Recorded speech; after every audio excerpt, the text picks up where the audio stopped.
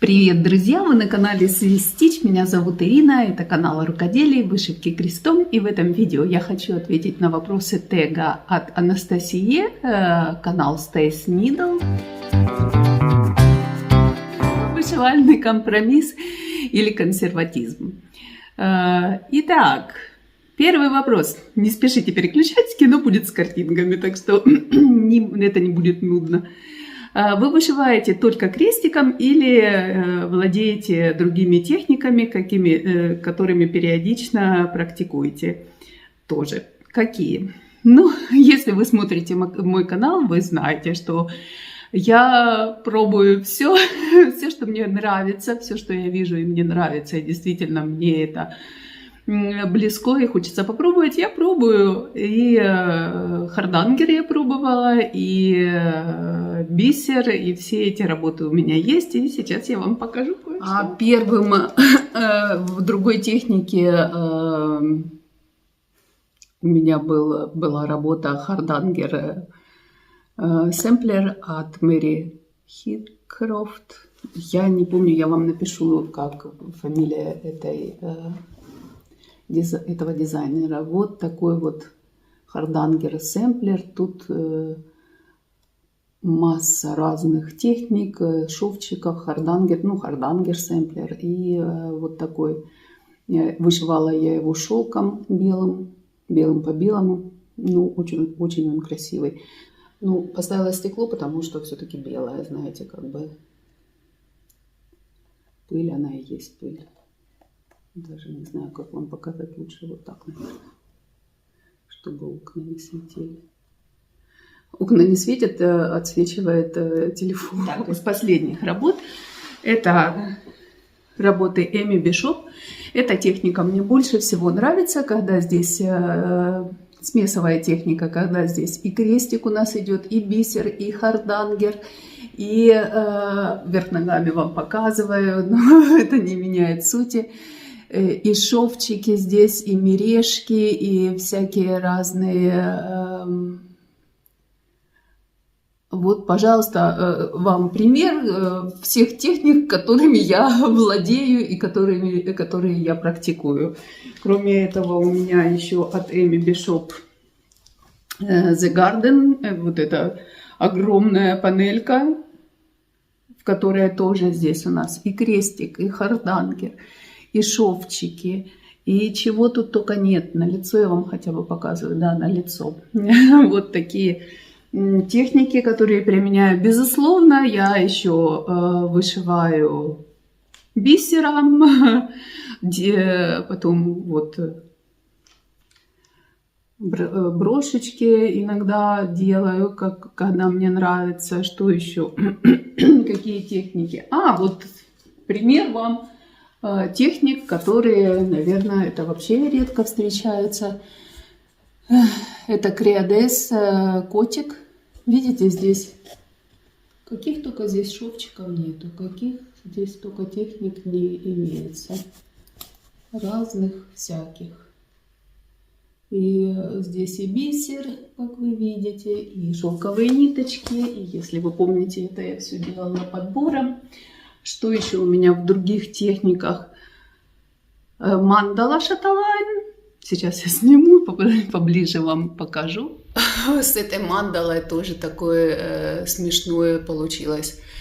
Я когда открыла для себя вышивальный YouTube, и я смотрела Cross Stitch with Люда. Да, Cross Stitch with Люда, и она вышивала зимний квакер от Rosewood Manor. И я такая, ух, какой классный! Пойду-ка я себе тоже куплю. Пошла, посмотрела, и там получается, что-то он стоил в районе $30.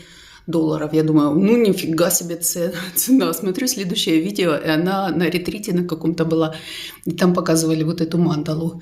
Я такая, закажу-ка себе мандалу $200. Да, $30 для квакера дорого, зато 200 недорого. Вот такая красивая мандала, и тоже здесь разные техники.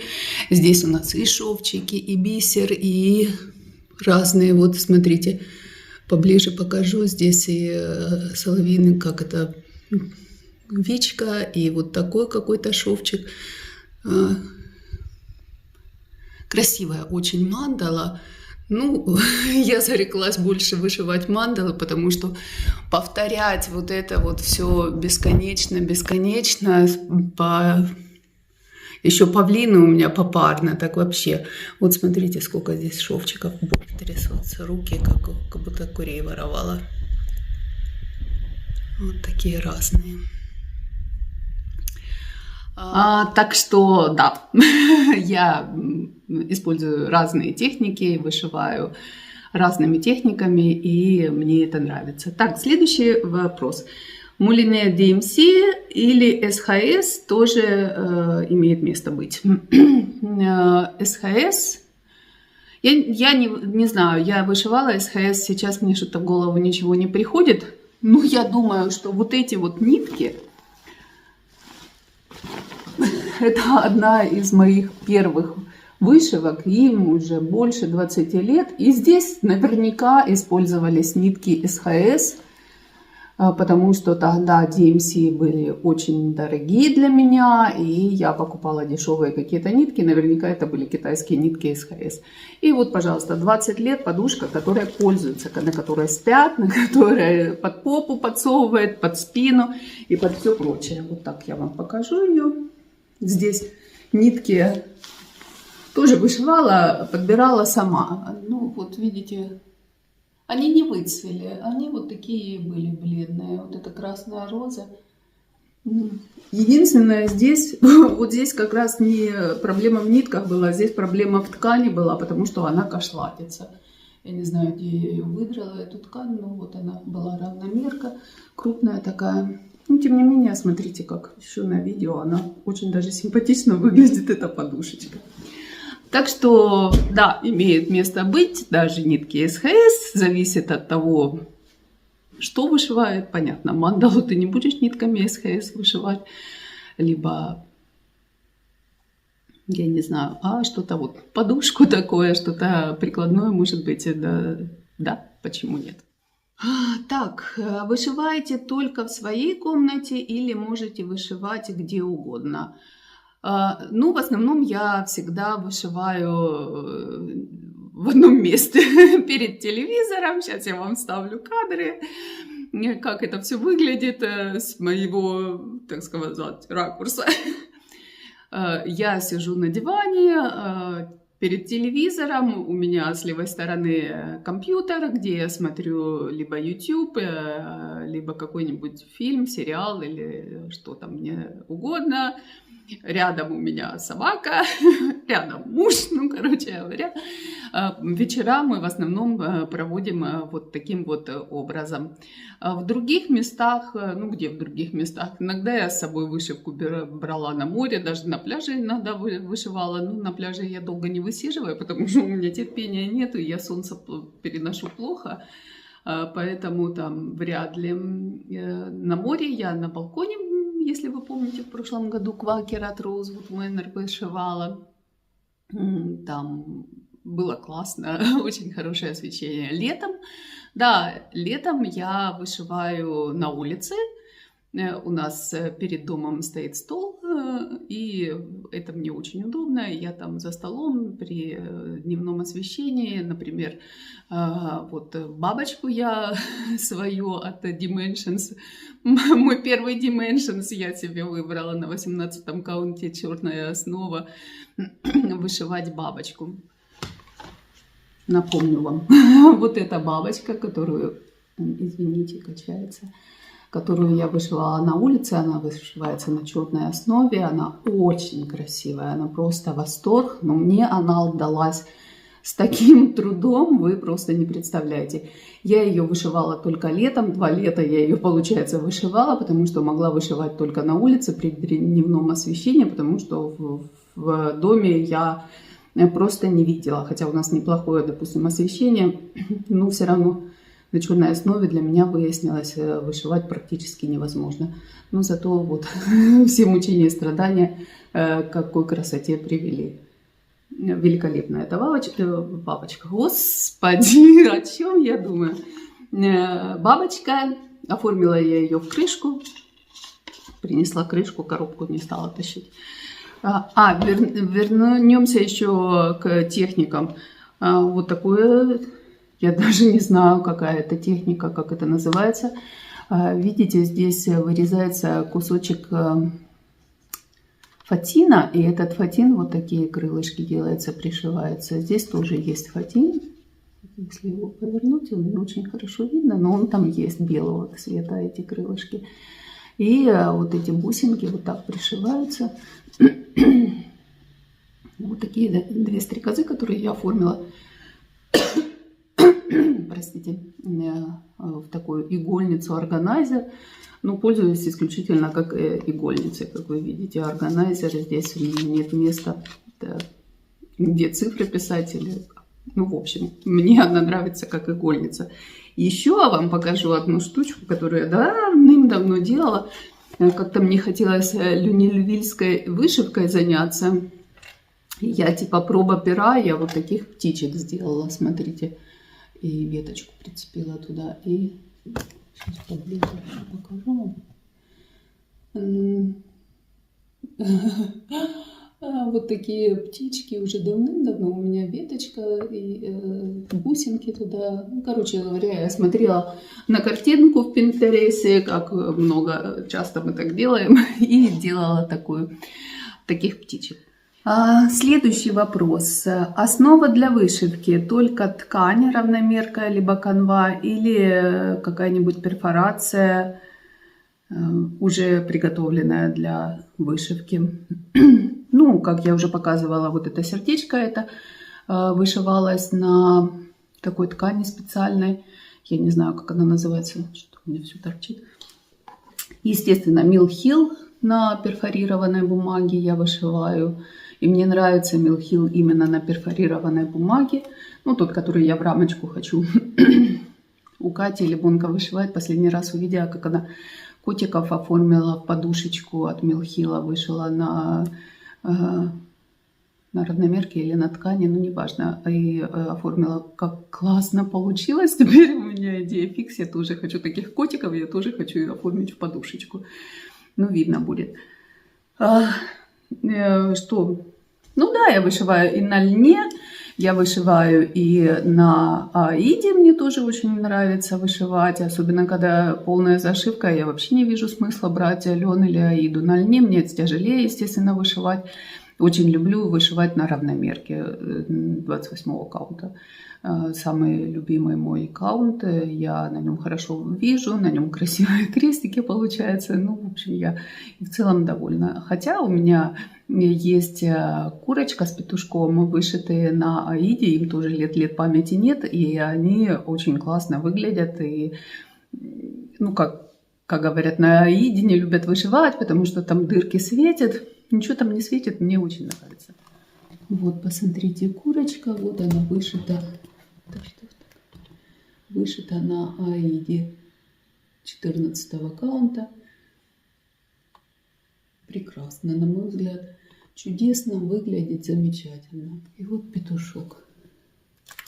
Ну, единственное, я здесь сама красила эту аиду. И видите, я покрасила, и вот этот подсолнушек, который у него в клювике, он не очень хорошо виден, когда издали смотришь вот так.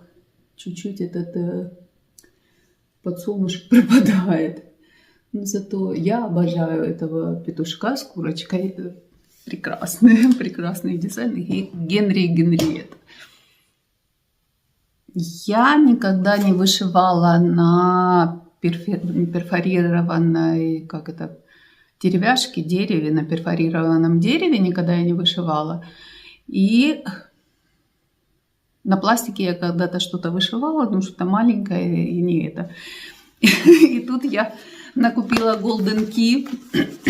Ну, сразу с размаху. Нет, чтобы маленькую какую-то игрушечку взять, чтобы попробовать. Нет, я купила сапожок, потому как мне очень понравился. И я купила воздушный шар.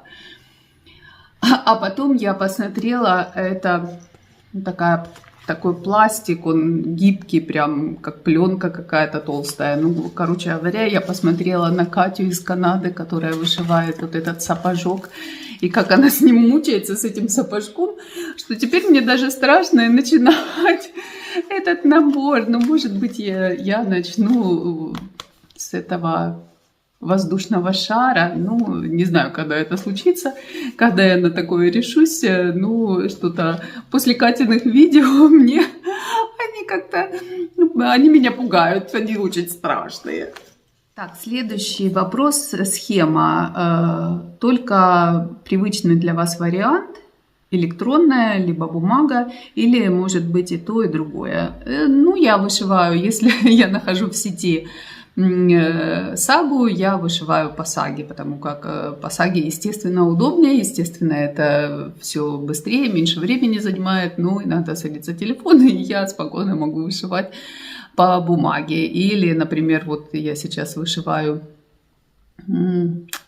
Рената Паролина, я его вышиваю. Серенитади компания, я это тоже вышиваю по бумаге. Эти я все вышиваю по бумаге, ну там небольшие сюжетики, и в принципе нормально. Если, конечно, какой-то большой серьезный сюжет, естественно, гораздо удобнее вышивать для меня, вышивать по саге. Но приемлемы оба варианта. Так, следующий вопрос. Сюжеты. Есть ли у вас какой-то стиль, цветочки, натюрморты или гобелены, или черепа?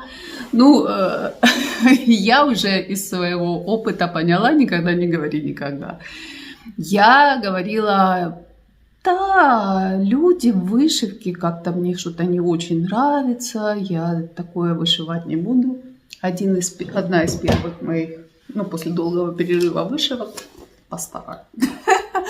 Конечно, это не люди, конечно, это непонятно вообще, кто это, какие-то натюрморты, цветочки и всякое такое. И я обожаю эту картину, она у меня висит в спальне, я каждое утро просыпаюсь, я вижу эту картину. Прекрасный, прекрасный, мне нравится. Обожаю, просто обожаю эту картину. Одна из моих любимых вышитых мною работ. Потом я говорила, животные, так как-то, ну, эти животные, не знаю, я что-то не особенно, мне эти животные нравятся. Собачка.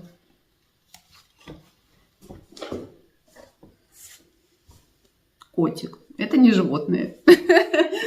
Это наши друзья, товарищи, это не животные.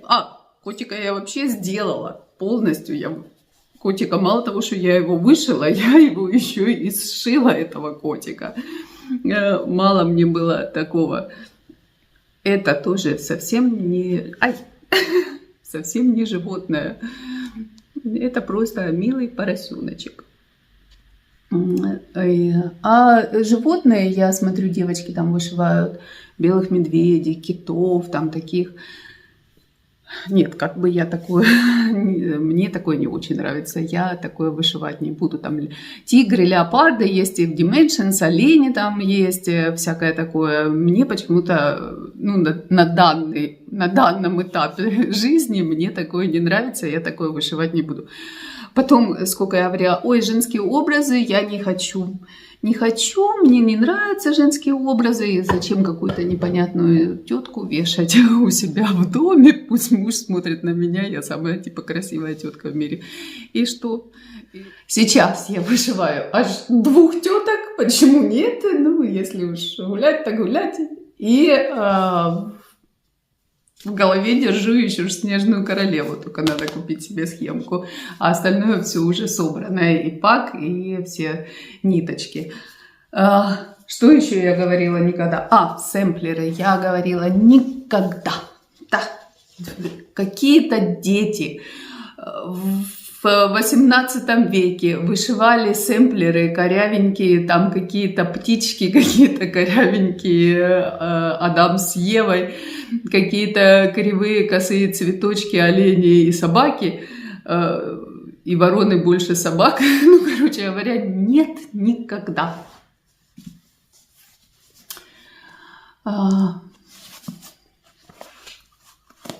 Вот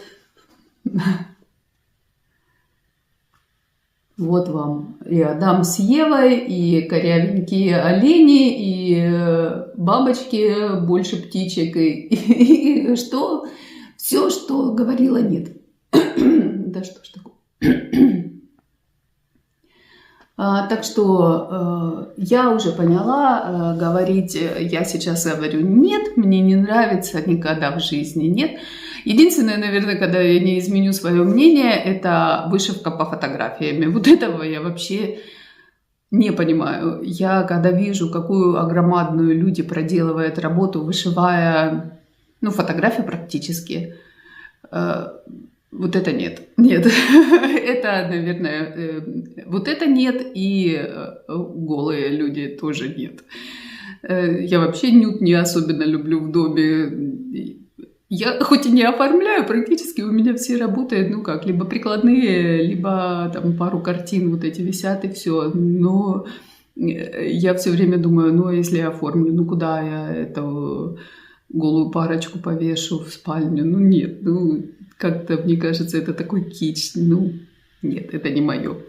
А все остальные сюжеты я не могу сказать нет, потому как приходит время. И когда ты говорила на Мирабелью нет, русалки, да вы что, какие русалки? Ну что это? Я, русалки, это вообще как Земля и Луна, никогда. А сейчас я уже сомневаюсь, потому что я начала вышивать этих дамочек из Мирабелии. Так что, может, придет время, когда и русалки мне понравятся, хотя на данный момент мне русалки вообще непонятны, зачем их вышивать. Так что вот такое. Производитель только импортные, только наши или то и другое. Ну, под импортом, так как Анастасия живет в Украине, она имеет в виду, видимо, американские, европейские производители. Я вышиваю, как вы поняли, все. Мне проще, допустим, купить что-то на 1, 2, 3 стич, потому как у меня доставка гораздо дешевле с 1, 2, 3 стич, и мне получается дешевле и выгоднее. Допустим, итальянских производителей, французских производителей Reflet de Soie я могу заказать, доставка там 8 у меня стоит евро.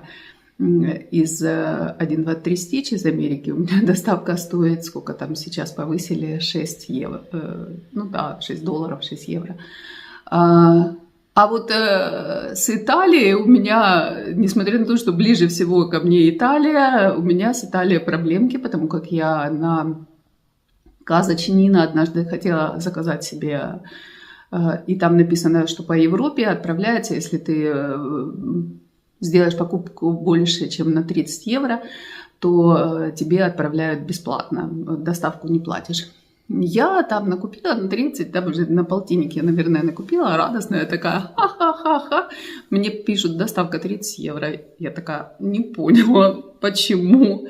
А вы Швейцария, вы в Европейский Союз не входите, так что платите доставку, платите растаможку, платите все остальное.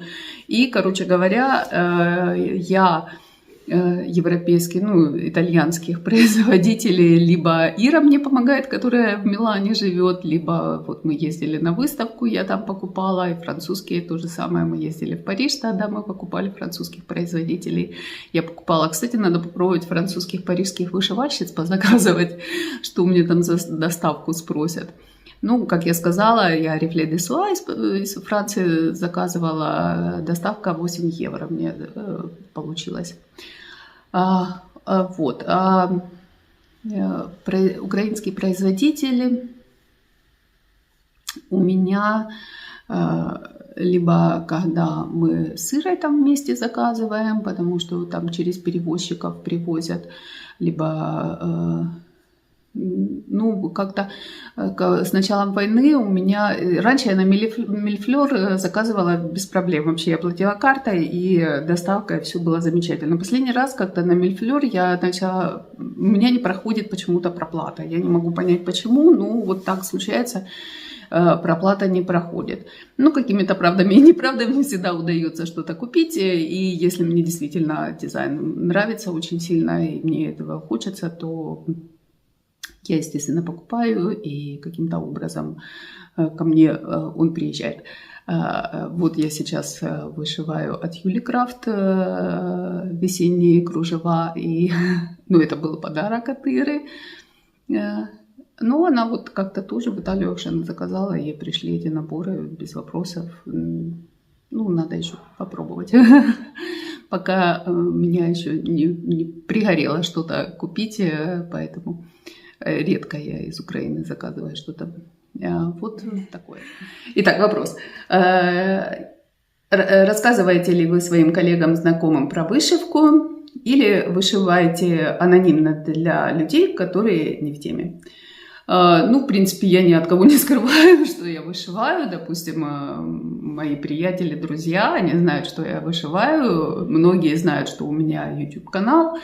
Это какой там секрет, к этому относятся прекрасно. Это, ну, чаще всего, которые вопросы возникают, ты вышиваешь на продажу, ты продаешь свои работы, либо ты для времяпрепровождения, как это говорить, чтобы убить время, вышиваешь. И, ну, конечно, этот вопрос про продажу вышивки уже поднимался миллион раз, и, естественно, я просто отвечаю: нет, я на продажу не вышиваю, и потому что, ну, вы сами прекрасно понимаете, что если продавать цену, которая действительно оно стоит, это все время, это затраченное на эту работу, то не имеет смысла, никто за эту цену не купит. А за бесценок продавать я не считаю нужным. Пусть лучше мне останутся. Я иногда дарю свои работы, ну, людям, которые знают, что они это оценят, и им будет это приятно, и они будут дорожить этим и пользоваться этим. Вот. Так. Предпоследний, ну, можно сказать, последний вопрос. Фон. Под что вы вышиваете? Видео, аудио, болтовню, либо что-то еще? Ну, в основном я вышиваю либо под сериалы, либо под YouTube. Ну, под фильм, может быть, под какой-то. Иногда я в шоке. Я недавно смотрела Mission Impossible с Томом Крузом, и я такая поняла, что я знаю этот фильм, я его типа смотрела, но я его смотрела как будто первый раз, потому что я его смотрела не вышивая. Я смотрела на экран, когда вы фильм, боевик, экшен смотрите, его надо смотреть, его не надо слушать. Это слушать хорошо, там какие-нибудь шпионские страсти, либо любовные страсти, это да. А вот такие фильмы, наверное, все-таки лучше смотреть. Аудиокниги мне тоже очень нравятся. Ну, аудиокниги меня как-то, вот казалось бы, да, это аудио, это не картинка, но они меня захватывают настолько, что я и в некоторых моментах, если это действительно интересная книга, которая меня увлекает, я могу останавливаться и сидеть и слушать, так не двигаясь, не то что вышивая. А самая удобная для меня форма вышивки — это под YouTube, под коллег, под вышивальщиц, под таких же точно, там послушать их время от времени, посмотреть на экран. Очень мне это заходит. Под болтовню, ну, например, когда я по телефону разговариваю, моя дочь сразу выщемляет: ты вышиваешь? Она у меня спрашивает, потому что, видимо, я, когда разговариваю и вышиваю, торможу, и это, наверное, слышится и заметно, и поэтому я предпочитаю, когда по телефону разговаривать, просто разговаривать. А болтать, когда кто-то...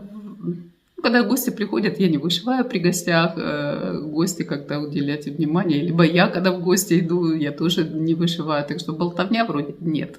Скорее всего, под болтовню нет. Вот. И последний вопрос. Отметьте блогеров, ответы которых вы хотели бы послушать. Друзья, кто хочет отвечать, я под этим видео оставлю все вопросы. И если у вас есть желание ответить, лишний раз похвастаться вашими готовыми работами, давайте в таком как это сказать, формате делать эти теги, потому что почему я решила вот так делать этот тег, показывая свои работы, потому как уже много раз я смотрела теги, и человек отвечает вопросы, ну вот, допустим, этот первый вопрос, который я отвечала, какими техниками вы другими владеете. Да, я там вышивала то, я там вышивала это. Если я не видела там, что человек вышивал, либо я не смотрю этот канал, я первый раз сюда зашла, и мне всегда вот такое желание, а почему бы не показать? Ну и вот в этот раз я постаралась показать. Не все понятно, что я здесь в доступности у меня в ближайшей было. Ну, я постаралась это все показать. И я надеюсь, вам этот тег понравился. Пишите в комментариях, отвечайте на вопросы в комментариях, если у вас нет канала. Я с удовольствием почитаю ваши ответы. Мне тоже это очень-очень интересно. И я с вами прощаюсь и желаю вам всего самого наилучшего. До следующего видео. Всем пока-пока.